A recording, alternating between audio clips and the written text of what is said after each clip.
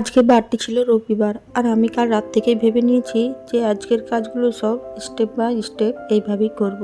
রবিবারে আমার কাজের কোনো শেষ থাকে না, বলতে পারো একটা বড় লিস্ট তৈরি হয়ে যায় আমার কাজের। সোম থেকে শনি তো ছেলের স্কুল থাকে, ছেলের ইউনিফর্ম, স্কুল ব্যাগ, তারপর এইদিকে আমাদের জামা কাপড়, আমার হাজব্যান্ডের জামা কাপড়, সবগুলো মিলে একটা পাহাড় তৈরি হয়ে যায়।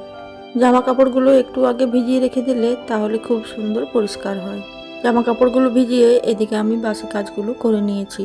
বাসি কাজ বলতে ওই তো শুধু আমার ঘর ঝাড় দেওয়া আর কাপড় কাচাই থাকে, বাসন তো আমি রাত্রিবেলাতে ধুয়ে নিই। তারপর আমি পুজোটাও করে নিয়েছি। এদিকে গরম জলের সাথে একটু লেবুর রস আর 1 চামচ মধু মিশিয়ে খেয়ে নিয়েছি। আর এই গ্রীষ্মকালে আরও একটা এক্সট্রা কাজ থাকে, বোতলে জল ভরা। রাত্রিবেলাতেও সব বোতল ভরে রেখেছিলাম, সকাল হতে না হতে সব খালি। বোতলে সব জলগুলো ভরে ফ্রিজে রেখে দিয়েছি, আবার কিছুক্ষণ পর আবার খালি হয়ে যাবে। এদিকে আমি ভাতটাও বসিয়ে দিয়েছি। ভাতটা বসাতে বসাতে এদিকে ছেলে মেয়েরাও উঠে গেছে। বিছানাটাকে আমি টান টান করে পেতে নিয়েছি। আর এমনি কাপড়ের একটা চেয়ার তোমাদেরও কি আছে একটু কমেন্ট করে বলবে তো। বর গেছিল বাজারে, ওই একটু চপ আর একটু মাছ আনতে। এদিকে ভাতটা নামিয়ে নিয়েছি, বরও চলে এসেছে বাজার থেকে।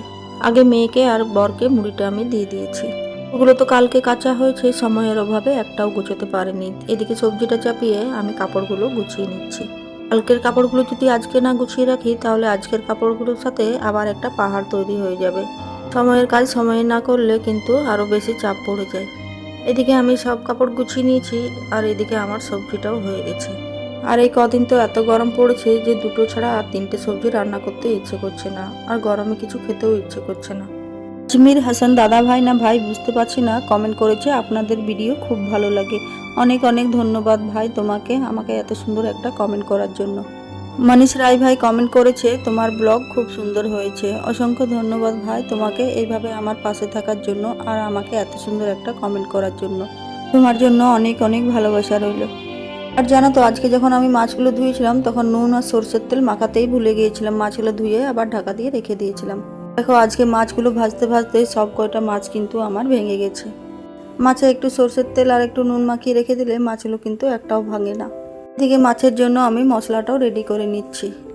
মাছের ঝোলটা আমার ফুটে এসেছে, মাছটা দিয়ে আমি নামিয়ে নেব, তাহলে আমার রান্না কমপ্লিট হয়ে যাবে। আজকের ভিডিওটা এখানেই শেষ করে দিচ্ছি। ভালো লাগলে প্লিজ একটা সুন্দর কমেন্ট করে দিও, আর তোমরা সবাই আমাকে ফলো করে আমার পাশে থেকো। দেখা হচ্ছে নেক্সট কোনো ভিডিও।